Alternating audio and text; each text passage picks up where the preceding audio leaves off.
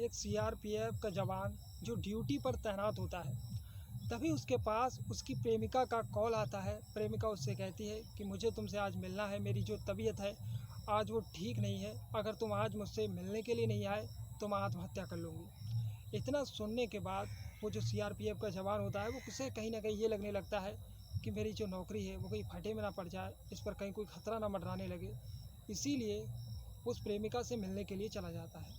वहाँ पर प्रेमिका से मिलने के बाद प्रेमिका उसे पहले शादी का दबाव बनाती है। वो शादी करने के लिए भी तैयार हो जाता है, दोनों शादी कर लेते हैं। एक होटल में एक कमरा बुक करवाते हैं और कमरा बुक करवाने के बाद पहले एक दूसरे के साथ वो फिजिकल रिलेशन बनाते हैं, यानी शारीरिक संबंध बनाते हैं। उसके बाद वो लड़की उस लड़के से कहती है, दरअसल उस लड़के की जो शादी है वो कहीं और तय हो चुकी थी, तो वो उससे कहती है कि तुम्हारी जो शादी कहीं भी तय हुई हो उससे मुझे मतलब नहीं है, लेकिन तुम्हारी शादी अब मुझसे हो चुकी है, तुम्हारी जहाँ कहीं भी शादी तय हुई हो उस शादी को तुम कैंसिल कर दो और अपने परिवार वालों को ये बताओ कि तुम्हारी शादी अब मुझसे हो चुकी है। इतना सुनने के बाद जब वो कोई जवाब नहीं देता तो जो उसकी प्रेमिका होती है उन दोनों के बीच बहसबाजी शुरू हो जाती है। बहसबाजी कब लड़ाई झगड़े में बदल जाती है, उसके बाद लड़ाई झगड़ा जो था वो इतना ज़्यादा बढ़ जाता है। प्रेमिका के पास में उसका बैग रखा हुआ था, उस बैग से अपना एक चाकू निकालती है और उस चाकू से उस सीआरपीएफ के जवान का प्राइवेट पार्ट काट डालती है। अब वो जैसे ही उसका प्राइवेट पार्ट करता है वो दर्द से छटपटाता हुआ कभी रोड पर कभी सड़क पर दौड़ता है। होटल मैनेजर के पास जाता है, स्टाफ के पास जाता है, उनसे कहता है कि मुझे किसी भी तरीके से अस्पताल में भर्ती करा दो, मुझे बहुत तेज़ दर्द हो रहा है, मुझे बहुत तेज़ पीड़ा हो रही है। वो तुरंत एम्बुलेंस को फ़ोन करते हैं, एम्बुलेंस आती है, उसे अस्पताल में ले जाकर भर्ती कराया जाता है। इधर पुलिस को फ़ोन लगाया जाता है, उस लड़की को गिरफ्तार कर लिया जाता है।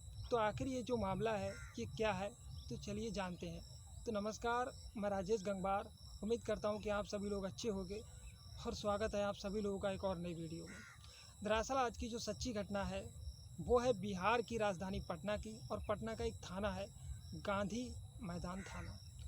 दरअसल जो लड़का था वो सीतामढ़ी ज़िले का रहने वाला था और जो लड़की थी वो दरभंगा ज़िले की रहने वाली थी। दोनों की मुलाकात पटना में करीब 3 साल पहले होती है। लड़का सीआरपीएफ की वहाँ पर तैयारी कर रहा था, उधर वो पढ़ाई कर रहा था, उधर वो जो लड़की थी वो भी पढ़ाई करने के लिए आई थी। लड़के का नाम सूरज कुमार भूषण, उसकी उम्र करीब 29 साल के आसपास थी। उस लड़की का नाम था नेहा कुमारी, उसकी उम्र करीब 24 साल के आसपास थी। दोनों की मुलाकात 3 साल पहले होती है। उसी वक्त इन दोनों के बीच प्रेम संबंध शुरू हो जाता है।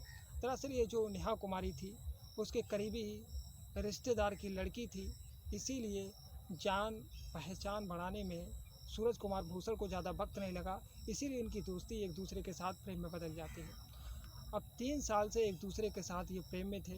उस सूरज कुमार भूषण की नौकरी लग जाती है सीआरपीएफ में। वो इस वक्त छत्तीसगढ़ के सुकमा में ड्यूटी पर अपनी तैनात था। नौकरी लग गई तो परिवार वालों ने एक अच्छे खासे घर में एक अच्छी खासी लड़की को देखकर इसका रिश्ता जो था वो तय कर दिया।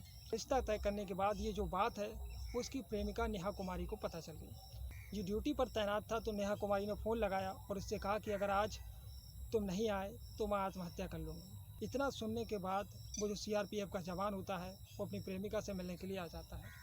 पहले तो इस पर शादी का दबाव बनाती है, तो ये शादी करने के लिए तो तैयार हो जाता है। दोनों पटना सिटी कोर्ट में जाते हैं, वहाँ पर शादी करते हैं। उसके बाद एक होटल में, होटल एग्जीबिशन नाम से एक होटल है, उसमें कमरा बुक करवाते हैं। पहले तो एक दूसरे के साथ ही फिजिकल रिलेशन बनाते हैं।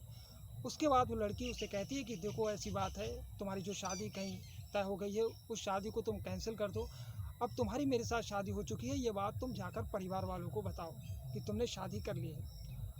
अब ये बात जब लड़के ने कोई जवाब नहीं दिया तो ये बात उसकी प्रेमिका को लग गई बुरी। तो प्रेमिका ने तुरंत उन दोनों के बीच इसी बात को लेकर बहसबाजी शुरू हो गई। और बहसबाजी इतनी ज़्यादा बढ़ गई कि लड़ाई झगड़ा शुरू हो गया। उसके बाद उस प्रेमिका के पास में उसका बैग पड़ा हुआ था, उस बैग से उसने चाकू निकाला और चाकू निकालने के बाद उसके प्राइवेट पार्ट को काट डाला। अब जैसे उसने उसके प्राइवेट पार्ट को काटा वो दर्द से छटपटाता हुआ कभी सड़क पर तो कभी रोड पर और कभी होटल के मैनेजर के पास, स्टाफ के पास पहुंचा और उनसे कहा कि ऐसा है, मुझे बहुत तेज़ दर्द हो रहा है और मुझे बहुत तेज़ पीड़ा हो रही है, मुझे किसी भी तरीके से अस्पताल में ले जाकर भर्ती करवा दो। तुरंत उसे एम्बुलेंस को फ़ोन लगाया जाता है। होटल का जो मैनेजर होता है वो एम्बुलेंस को फ़ोन लगाता है, एम्बुलेंस आती है, उसे अस्पताल में पटना चिकित्सा महाविद्यालय अस्पताल में भर्ती कराया जाता है। उधर जो प्रेमिका होती है, पुलिस वालों को फ़ोन किया जाता है, प्रेमिका को पुलिस वाले गिरफ्तार करते हैं। जब उसके बाद उससे पूछताछ की गई तो उसने बताया कि सर, ये मुझसे प्यार करता था, करीब 3 साल से हम एक दूसरे के साथ रिलेशन में थे और मैं कहीं और शादी नहीं करना चाहती थी और मुझे लगा कि अगर इसकी शादी कहीं और हो गई तो इसके बगैर मैं ज़िंदा नहीं रह सकती हूँ। इसीलिए मैंने सोचा अगर ये मेरा नहीं हुआ तो ये किसी और का भी नहीं होगा, इसीलिए मैंने उसका प्राइवेट पार्ट काट डाला। दरअसल पुलिस वालों ने उसके खिलाफ 326 दंड धारा सहित मुकदमा जो था वो दर्ज कर लिया है। सूरज कुमार भूषण की जो अस्पताल में बताया जा रहा है कि इस वक्त उसका जो प्राइवेट पार्ट है वो करीब 70 से 80% कट चुका है। आप इस घटना के बारे में क्या कहना चाहते हो, अपनी राय नीचे कमेंट बॉक्स में ज़रूर बताना। मिलते हैं आपको एक और नई कहानी के साथ, तब तक के लिए जय हिंद, जय भारत।